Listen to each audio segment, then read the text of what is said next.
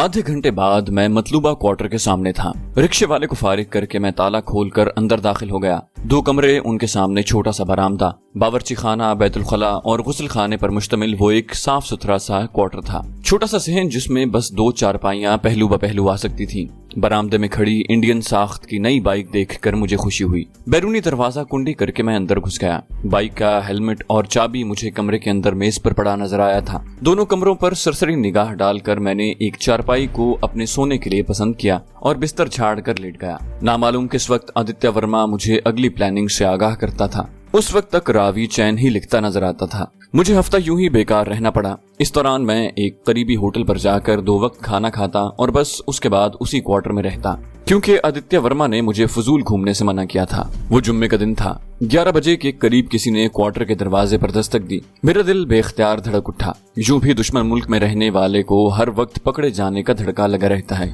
Pistol नेफे में उड़सकर मैंने दरवाजे के करीब जाकर पूछा, कौन? आवाज आई, मैं डाकिया हूँ। डाकिया? मेरे दिमाग में खतरे की घंटी बजी। मेरे दरवाजे पर डाकिये का क्या काम? हैरानी भरे लहजे में पूछा गया, ये करण मेहता साहब का घर नहीं है? मैंने कहा, मैं ही करण मेहता हूँ। मैंने बादल नखास्ता दरवाजा खोलते हुए बाहर झांका और बाहर खड़े अकेले आदमी को देखकर मुझे कुछ इत्मीनान महसूस हुआ। वो बोला, आपके नाम रजिस्ट्री आई है महाराज। उसने एक खाकी लिफाफा मेरी तरफ बढ़ाते हुए मुअद्दबाना लहजे में कहा। लिफाफे की तरफ हाथ बढ़ाते हुए मैंने उसकी आंखों में देखा और उसने खफीफ अंदाज में मुस्कुराते हुए दाईं आंख मींच ली, गोया वो अपना ही आदमी था। धन्यवाद कहकर मैंने उसके हाथ से लिफाफा ले लिया। वो अस्बात में सर हिलाता हुआ मजीद कोई बात किए बगैर रुखसत हो गया। दरवाजा कुंडी करके मैं अपने कमरे में पहुंचा और लिफाफा चाक करके अंदर से लिखा हुआ कागज बरामद किया। खत हफ्तावार शाया होने वाले किसी उर्दू रिसाले के मुदीर की जानिब से लिखा गया था। मजमून कुछ इस तरह था, आपका भेजा गया अफसाना काबिल अशात तो है, लेकिन उसमें रसाले के मिजाज को मद्देनजर रखते हुए कुछ कांट छांट की गई है। खासकर वो सीन तो बिल्कुल खत्म करना पड़ा जिसमें मरकजी किरदार को अपने बेड के नीचे खुदाई करने पर खजाना मिलता है। मोहतरम, अब खजानों का दौर नहीं है। उम्मीद है आपको बुरा नहीं लगा होगा। बहरहाल आप कोशिश जारी रखें। उम्मीद है जल्द ही कुछ बेहतर कर पाएंगे। बाकी जिस हफ्ते आपका अफसाना शाया होगा आपको बजरिया चिट्ठी इत्तला कर दी जाएगी। और याद रखिए, लिखाई की मश्क के लिए खुली फजा, खासकर पहाड़ी इलाका बेहतर रहता है। आखिर में अंग्रेजी मुहावरा दर्ज था, practice makes a man perfect. एक दफा तो वो तहरीर पढ़कर मैं चकरा गया था कि इस बेमानी तहरीर का मकसद क्या है। दोबारा पढ़ने पर बेड के नीचे खुदाई वाले फिक्रे ने मुझे तहरीक की दावत दी। उस क्वार्टर में एक ही बेड पड़ा हुआ था। दूसरे कमरे में 2 चारपाइयां रखी हुई थी और इत्तेफाक से मैं बेड पर ही सो रहा था। मैंने बेड हटाकर उसके नीचे बिछी हुई प्लास्टिक की चटाई भी हटा दी। कमरे का फर्श पुख्ता ईंटों का बना हुआ था, लेकिन बेड के नीचे 1.5 फुट चौड़ी और 4 फुट लंबी जगह की ईंटें वाज़े तौर पर ऐसी दिखाई दे रही थी कि किसी ने उखेड़ कर दोबारा लगाई हों। मैं जल्दी जल्दी वो ईंटें हटाने लगा। 2-3 ईंटें हटाते ही मुझे उसके नीचे मजबूत प्लास्टिक का बक्स नजर आने लगा। जल्द ही मैंने उखड़ी हुई तमाम ईंटें उठाकर एक जानिब रख दी थी। नीचे मौजूद प्लास्टिक बक्स निकालकर मैंने बेताबी से खोला।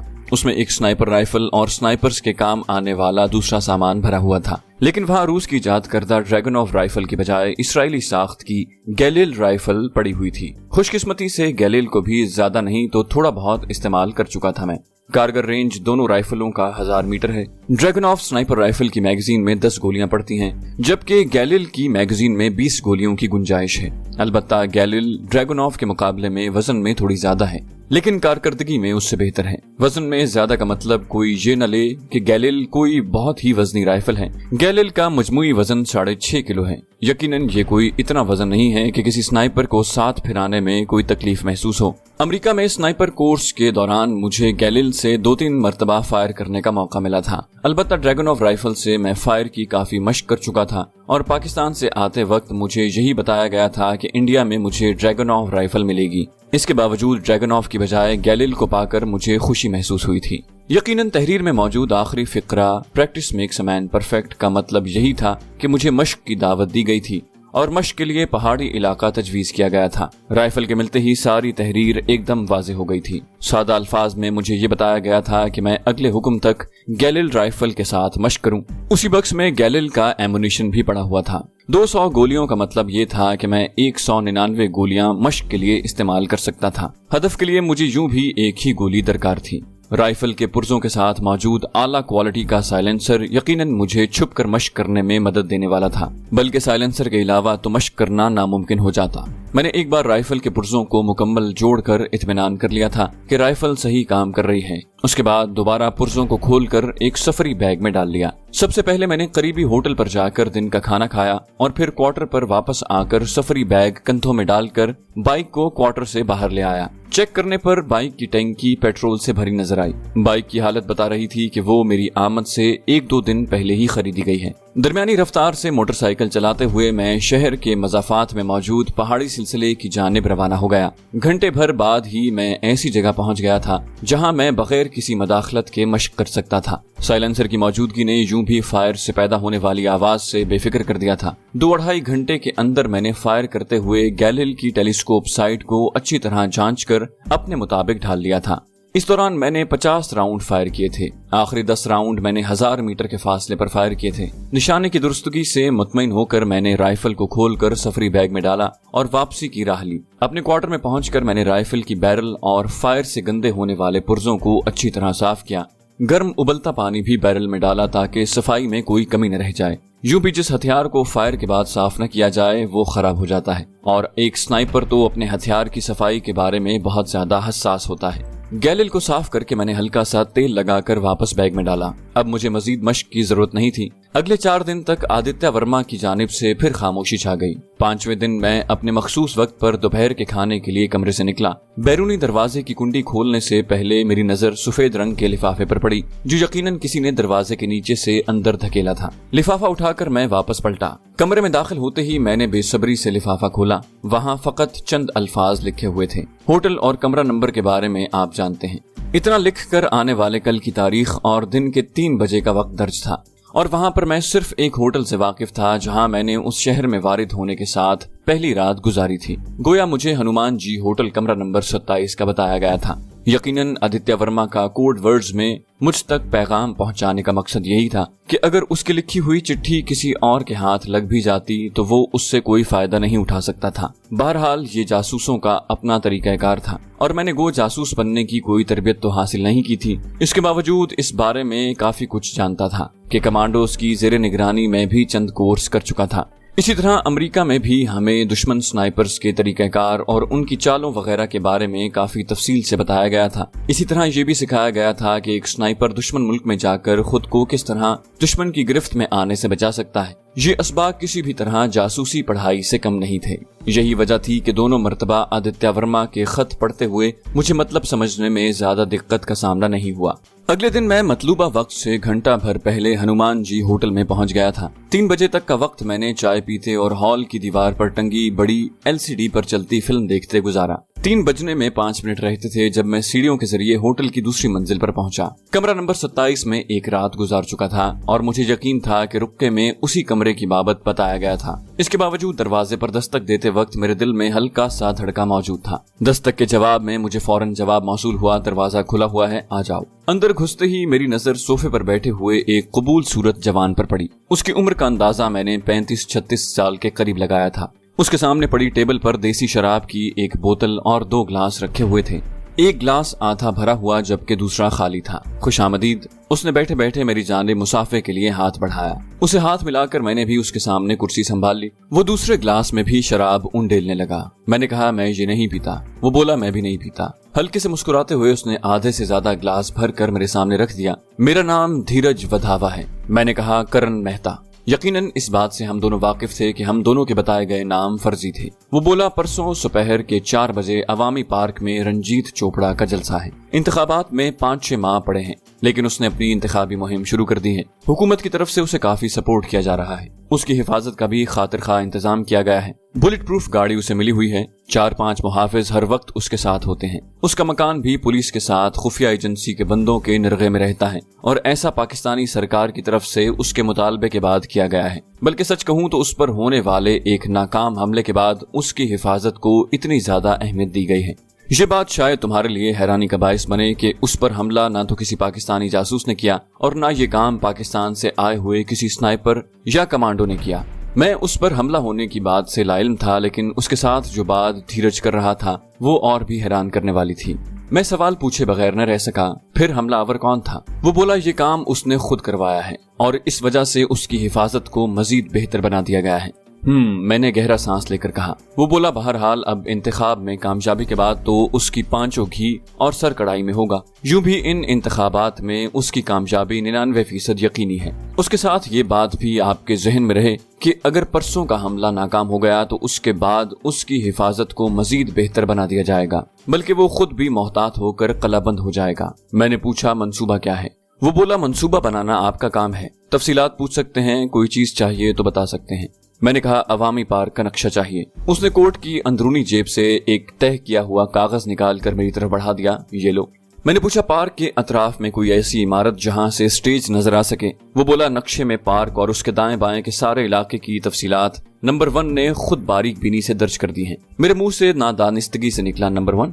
اس نے منہ بنا کر کہا یہ جاننا آپ کے لیے ضروری نہیں۔ میں نے جلدی سے کہا سوری۔ وہ خوش دلی سے ہنسا، کوئی بات نہیں، ویسے آپ اسے جانتے ہیں۔ اس کے کہنے کے مطابق تو آدتیہ ورما ہی نمبر 1 تھا، کیونکہ میں اس کے علاوہ وہاں کسی سے واقف نہیں تھا۔ میں نے پوچھا روسٹرم پر کوئی بلٹ پروف شیشہ تو نہیں لگا ہوتا؟ اس نے نفی میں سر ہلایا، نہیں۔ میں نے اس کا دیا ہوا نقشہ کھول کر میز پر رکھا اور جائزہ لینے لگا۔ وہ نقشہ بڑی ارقریزی اور مہارت سے بنایا گیا تھا۔ میں دل ہی دل میں نقشہ بنانے والے کی قابلیت کو سراہنے لگا۔ ہر وہ سوال جو اس نقشے کو دیکھ کر دل میں پیدا ہو سکتا تھا اس کے بارے میں پہلے ہی سے حاشیے پر تفصیل درج تھی۔ سٹیج بنانے کے لیے 3 جگہوں کی نشاندہی کی گئی تھی کہ جہاں جہاں سٹیج بننے کا امکان تھا۔ 3 جگہوں کا درمیانی فاصلہ چند گز سے زیادہ نہیں تھا۔ یقیناً آدتیہ ورما کو سنائپرز کے طریقہ کار سے اچھی طرح واقفیت تھی۔ میرے نقشہ پڑھنے کے دوران دھیرج دونوں گلاسوں کی شراب غسل خانے میں گرا کر آ گیا تھا۔ گلاس ٹیبل پر رکھ کر وہ خاموشی سے بیٹھ گیا۔ نقشے کو بغور دیکھنے کے بعد میں نے 2-3 چھوٹی چھوٹی باتیں پوچھی، جس کا دھیرج نے تسلی بخش جواب دیا۔ میں نے ایک اہم سوال پوچھا، رائفل کا کیا کرنا ہے؟ کیونکہ اگر اس رائفل کی وجہ سے کسی اپنے کے پھنسنے کا ذرا بھی امکان ہوتا تو مجھے اس رائفل کو بھی سنبھالنا پڑتا۔ وہ صاف گوئی سے بولا یہ قیمتی رائفل ہے اور اس کی خریداری پاک وطن کے خزانے کے پیسوں سے ہوئی ہے، لیکن یہ آپ کی جان سے قیمتی نہیں۔ اس کے کہنے کا صاف مطلب یہی تھا کہ اگر میں خود کو محفوظ رکھتے ہوئے اس رائفل کو بچا سکتا تھا تو ٹھیک ہے، ورنہ رائفل سے زیادہ اہمیت میری اپنی تھی۔ وہ میری اہمیت واضح نہ کرتا تب بھی میں اپنی اہمیت سے واقف تھا۔ میری اپنی تربیت پر پاک آرمی بہت زیادہ خرچ کر چکی تھی اور مجھے کچھ نقصان پہنچنے کی صورت میں خسارہ پاک آرمی کو ہی ہونا تھا۔ شکریہ کہہ کر میں نے اعلان کیا کہ میرے پاس مزید سوالات نہیں۔ وہ بولا آپ کا بھی شکریہ۔ اس مرتبہ اس نے کھڑے ہو کر مجھ سے الوداعی مصافحہ کیا۔ اگر کسی چیز کی ضرورت ہو یا کچھ پوچھنا ہو تو پرسوں دوپہر تک میں یہی ملوں گا، اور میں اسبات میں سر ہلاتا ہوا وہاں سے باہر نکل آیا۔ اگلے دن صبح سویرے ہی میں بائک پر مطلوبہ پارک کی طرف بڑھ گیا۔ لیزر رینج فائنڈر میں نے ایک لفافے میں ڈال کر اپنے پاس رکھ لیا تھا۔ پارک میں داخلے پر کوئی پابندی نہیں تھی۔ لوگوں کی آمد و رفت سے حوصلہ پا کر میں بھی اندر گھس گیا۔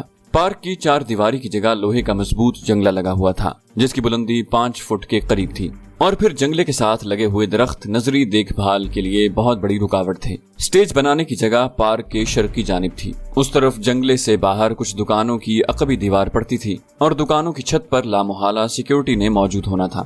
پارک کے مغربی جانب سڑک گزر رہی تھی اور سڑک عبور کر کے 3 منزلہ شاپنگ پلازا بنا ہوا تھا۔ شمال اور جنوب کی جانب بھی سڑک گزر رہی تھی، لیکن سڑک کے پار جو عمارتیں تھیں وہاں سے سٹیج کی جگہ کو دیکھنا ناممکن تھا۔ اب میرے پاس لے دے کے شاپنگ پلازا کی چھت رہ گئی تھی۔ اس کے علاوہ میں پارک ہی کے کسی درخت پر مچان بنا سکتا تھا، لیکن ایک تو وہاں مچان بنانا ناممکن نہیں تو مشکل ترین ضرور تھا، اور دوسرا میں چھپ کر بیٹھ بھی جاتا اور کامیابی سے اپنا کام کر بھی لیتا تب بھی میرا بچنا جھوٹ تھا۔ گویا پارک کے کسی درخت پر مچان بنانے سے بہتر تھا کہ میں خود کش دھماکہ کر لیتا۔ کم از کم اس طرح رنجیت چوپڑا کی موت تو یقینی ہو جاتی۔ شاپنگ پلازا کی دائیں طرف سے ایک چوڑی سڑک گزر رہی تھی، جبکہ بائیں جانب ایک زیر تعمیر عمارت تھی جس کی پہلی منزل بھی ابھی تک مکمل نہیں ہوئی تھی۔ لے دے کے وہاں فائر کے لیے مناسب جگہ شاپنگ پلازا کی چھت تھی، اور میرے خیال کے مطابق وہاں سنتری ضرور تعینات کرنے تھے۔ پہلے تو میں نے شاپنگ پلازا کی 3 اطراف میں گھوم کر اچھی طرح جائزہ لیا۔ پلازے کی عقبی جانب ایک مارکیٹ تھی۔ دائیں جانب گزرنے والی سڑک کے کنارے ایک بڑا کچرا دان بنا ہوا تھا، جس کی عقبی دیوار پلازے ہی کی دیوار تھی۔ باہر سے اچھی طرح جائزہ لینے کے بعد میں اندر گھس گیا۔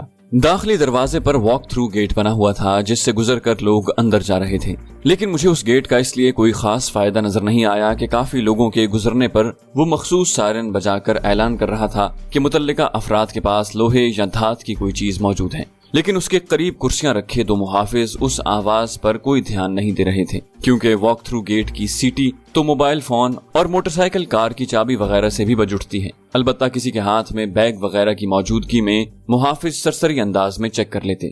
میں نے رینج فائنڈر کو اپنے کوٹ کے اندر سے بغل میں داب لیا اور جیبوں میں ہاتھ ڈال کر بے دھڑک واک تھرو سے گزر گیا۔ موٹے کوٹ کے اندر کسی کو یہ اندازہ نہیں ہو سکا تھا کہ میں نے اپنی بغل میں کوئی چیز پکڑی ہوئی ہے۔ اوپر جانے کی چوڑی سیڑھیاں بنی ہوئی تھیں جس پر لوگوں کی آمد و رفت اچھی خاصی تھی۔ آخری منزل پر پہنچ کر میں چھت پر جانے والی سیڑھیوں کی تلاش میں نظریں گھمانے لگا، اور وہ کوئی ایسی چھپی ہوئی نہیں تھی کہ میں تلاش نہ کر سکتا۔ چھت کی سیڑھیاں ایک کونے میں بنی ہوئی تھی، ان کی بائیں جانب لکڑی کے بڑے بڑے ریک پڑے ہوئے تھے جو مختلف قسم کے سامان سے بھرے ہوئے تھے، جبکہ دائیں جانب دیوار تھی۔ سیڑھیوں پر قدم رکھتے ہی بندہ دوسرے لوگوں کی نگاہوں سے اوجھل ہو جاتا تھا۔ سیلز مین کو نگاہ میں رکھ کر میں سیڑھیوں کی جانب غیر محسوس انداز میں کھسکا، اور جو ہی وہ ایک گاہک کی فرمائش پوری کرنے کے لیے پیچھے کی طرف مڑا، میں نے جھپاک سے سیڑھیوں پر قدم رکھ دیا۔ سیڑھیوں کے اختتام پر لوہے کا دروازہ تھا جس کی کنڈی کے ساتھ حسب توقع ایک تالا جھول رہا تھا، لیکن اس کا اندازہ مجھے پہلے سے تھا اور اس کا بندوبست بھی میں کر کے آیا تھا۔ جیب سے 2 مڑی ہوئی تاریں نکال کر میں تالا کھولنے لگا، یوں بھی انہوں نے ایک واجبی سا تالا لٹکا رکھا تھا۔ تالا کھول کر میں نے آہستہ سے کنڈی کھولی اور چھت پر نکل آیا۔ چھت کے دائیں کونے پر پانی کی ایک بڑی ٹینکی بنی ہوئی تھی، اس کے ساتھ ہی تھوڑا بہت کاٹ کباڑ بھی پڑا ہوا تھا۔ وہاں سے قریباً سارا پارک نظر آ رہا تھا، خصوصاً وہ جگہ جہاں سٹیج بننا تھا، لیکن مصیبت یہ تھی کہ کل جہاں پر 2-3 بندوں کی موجودگی لازمی تھی، یوں بھی ایسی جگہ کوئی احمق ہی نظر انداز کر سکتا تھا۔ ایک خیال یہ بھی میرے ذہن میں آیا کہ شاید کل سیکیورٹی کے پیش نظر یہ شاپنگ پلازا ہی بند کر دیا جائے۔ میں چھت کے کنارے سے سٹیج کے عقب میں موجود دیوار کا فاصلہ ناپنے لگا۔ وہاں تک 915 میٹر فاصلہ بن رہا تھا، گویا اس لحاظ سے بھی وہ ایک مناسب جگہ تھی۔ تھوڑی دیر سوچنے کے بعد ایک قابل عمل منصوبہ میرے ذہن میں آیا۔ گو خطرہ تو اس میں بھی موجود تھا، اور ایک سنائپر کی زندگی یوں بھی ہر دم خطرات میں گھری ہوتی ہے، اس لیے کسی بھی خطرے کا سامنا کرنا سنائپر کے مشن کا لازمہ ہوتا ہے۔ واپس پلازا میں جا کر میں نے پلاسٹک کی 50 فٹ لمبی پتلی لیکن مضبوط رسی خریدی اور ساتھ ایک مضبوط دھاگے کا گولا بھی خریدا۔ دونوں چیزیں شاپنگ بیگ میں ڈال کر میں نے ہاتھ میں لٹکائیں اور سیلز مین کی نظروں سے بچا کر دوبارہ چھت پر پہنچ گیا۔ رسی کا ایک سرا پانی کے ٹینک کے ساتھ لگی لوہے کی سیڑھی سے باندھ کر میں نے دوسرا سرا دھاگے سے باندھا اور دھاگے کے ساتھ ایک چھوٹا سا پتھر باندھ کر میں نے نیچے کچرا دان میں پھینک دیا۔ رسی میں نے اس لیے نہیں لٹکائی تھی کہ وہ کسی کو بھی اپنی جانب متوجہ کر سکتی تھی، جبکہ اتنے باریک دھاگے کا کسی کو نظر آنا آسان نہیں تھا۔ یہ کام کر کے میں چھت سے نیچے اتر آیا۔ دوسری منزل پر مجھے عورتوں کے خوبصورت سلے سلائے سوٹ نظر آئے۔ اس وقت جانے کیوں میری آنکھوں میں رومانہ کا خوبصورت سراپا لہرا گیا۔ بے اختیار میں نے اپنی پسند کے 2 سوٹ، ایک گرم اور قیمتی زنانہ سویٹر اور سرخ اور سبز رنگ کی کانچ کی چوڑیاں بھی خرید لی۔ یوں پلازا والوں کو مجھ پر شک بھی نہ ہوتا۔ پلازے کا داخلی اور خارجی دروازہ ساتھ ساتھ ہی تھا۔ خارجی دروازے پر خریدار کی رسید دکھا کر میں باہر آ گیا۔ پارکنگ میں جا کر میں نے اپنی بائک نکالی۔ میرا رخ ہنومان جی ہوٹل کی طرف تھا۔ آدھے گھنٹے بعد میں وہاں پہنچ گیا تھا۔ دھیرج مجھے اپنے کمرے میں ہی ملا۔ جی جناب، میری دستک کے جواب میں دروازہ کھول کر اس نے اندر آنے کا راستہ دیتے ہوئے عام سے لہجے میں پوچھا۔ میں نے کہا مجھے اپنی تصویر والا پولیس کی اسپیشل برانچ کے انسپیکٹر کا کارڈ چاہیے، ضروری نہیں کہ بالکل اصلی ہو، بناوٹی بھی چل سکتا ہے۔ وہ بولا کوئی مسئلہ نہیں، آپ ذرا اپنے بالوں پر ہاتھ پھیر لیں۔ دھیرج نے جیب سے اپنا موبائل نکال کر ہاتھ میں پکڑ لیا۔ میں بالوں کو ہاتھ سے کنگھی کر کے اس کی طرف متوجہ ہو گیا۔ تصویر نکال کر اس نے پوچھا کچھ اور؟ میں نے کہا 2 عدد واکی ٹاکی سیٹ بھی چاہیے۔ اس نے کہا ٹھیک ہے، اور کچھ؟ میں نے کہا نہیں، یہ چیزیں لینے کے لیے میں کتنے بجے آ سکتا ہوں؟ اس نے کہا 2 گھنٹے بعد آ جانا۔ میں شکریہ کہہ کر وہاں سے نکل آیا۔ اپنے کوارٹر پر جا کر میں نے کپڑوں کے سوٹ اور سویٹر کو الماری میں رکھا اور اپنے منصوبے پر از سر نو غور کرنے لگا۔ اس منصوبے کو سوچتے سوچتے نہ جانے پھر کیسے رومانہ میرے ذہن میں آ گئی اور میں اس سادہ اور بھولی بھالی کشمیرن کے خیالوں میں کھو گیا۔ میں اپنے سفری تھیلے سے کھانے والا کپڑا نکال کر دیکھنے لگا۔ اچانک میرے ذہن میں خیال آیا کہ ضروری تو نہیں کہ میری واپسی اسی راستے سے ہو، شاید آدتیہ ورما نے میرے لیے کوئی دوسرا راستہ چنا ہو، اور ان حالات میں کسی سینئر کے احکامات پر عمل نہ کرنا خود کو موت کے منہ میں دینے کے مترادف تھا۔ ان خوشگوار یادوں سے پیچھا چھڑانے کے لیے میں اپنے منصوبے پر نظر ثانی کرنے لگا۔ گھڑی پر نگاہ دوڑانے پر مجھے 2 گھنٹے پورے ہوتے نظر آئے۔ میں کوارٹر سے باہر نکل آیا۔ تھوڑی دیر بعد میں ہنومان ہوٹل کے کمرہ نمبر 27 میں داخل ہو رہا تھا۔ دھیرج نے میری مطلوبہ چیزیں میری طرف بڑھا دی، 2 واکی ٹاکی سیٹ اور میرا تعلق پولیس کی اسپیشل برانچ سے ظاہر کرنے والا کارڈ۔ اس پر میری تصویر بھی چسپاں تھی۔ کارڈ بنانے والے نے میرے کپڑوں والی تصویر کو وردی پہنا دی تھی جس کے کندھوں پر انسپیکٹر رینک کے سٹار چمک رہے تھے۔ آج کل جوں بھی کمپیوٹر نے اس کام کو نہایت آسان کر دیا ہے۔ اب ایسا ہے کہ کل جوں ہی رنجیت چوپڑا کی تقریر شروع ہوتی ہے، آپ واکی ٹاکی کو آن کر کے عوامی پارک کے سامنے موجود پلازا کے پاس پہنچ جانا، اور میں دھیرج کو تفصیلات سمجھانے لگا۔ میری بات ختم ہوتے ہی اس نے پرجوش انداز میں سر ہلایا۔ ٹھیک ہے۔ وہاں سے میں نے مارکیٹ جا کر 50-60 فٹ मजबूत नायलॉन की रस्सी खरीदी और वापस क्वार्टर पर पहुंच गया। शाम तक का वक्त मैंने क्वार्टर में गुजारा। शाम की अजान सुनकर मैंने नमाज पढ़ी और अल्लाह पाक से अपने मिशन की कामयाबी की दुआ की। उसके बाद गैलिल स्नाइपर राइफल और दूसरे जरूरी सामान को सफरी बैग में डालकर मैं दोबारा क्वार्टर से बाहर निकल आया। शॉपिंग प्लाजा रात के 9 बजे बंद होता था। सबसे पहले मैंने प्लाजा के दाएं कोने में मौजूद कचरा दान के करीब जाकर मोटरसाइकिल रोकी। उस जगह पर तकरीबन अंधेरा छाया हुआ था। मतलूबा धागा ढूंढने में मुझे कोई मसला नहीं हुआ। धागे से पकड़कर मैंने प्लास्टिक की रस्सी नीचे खींच ली। रस्सी का सिरा मजबूती से सफरी बैग के साथ बांधकर मैंने बैग को कचरेदान में रखा और ऊपर भी थोड़ा बहुत कचरा डाल दिया। रात के वक्त यूं भी किसी की नजर उस पर नहीं पड़नी थी। उससे फारिग होकर मैं अपनी मोटरसाइकिल शॉपिंग प्लाजा के सामने बनी पार्किंग में खड़ी करके अंदर चला गया। सुबह के मुकाबले में रात के उस वक्त वहां रश ज्यादा था। मुझे छत पर पहुंचने में कोई दिक्कत नहीं हुई थी। पहली फुर्सत में मैंने प्लास्टिक की रस्सी की मदद से अपना बैग ऊपर खींचा और प्लास्टिक की रस्सी और बैग काट कबाड़ के ढेर में छुपाकर शॉपिंग प्लाजा से बाहर निकल आया। वॉकी टॉकी मैंने अपने पास ही रहने दिया था। मेरा उस दिन का काम खत्म हो गया था। अगर अगले दिन शॉपिंग प्लाजा ने बंद भी होना था तो यकीनन दोपहर के बाद ही होना था। वैसे उम्मीद यही थी कि शॉपिंग प्लाजा बंद न होता, क्योंकि रंजीत चोपड़ा कोई सदर या वजीर आजम नहीं था कि उसकी सिक्योरिटी इतनी ज्यादा सख्त रखी जाती। चैनल को सब्सक्राइब कीजिए और बेल आइकन पर क्लिक कीजिए ताकि आपको तमाम वीडियोस फौरन मिलती रहें।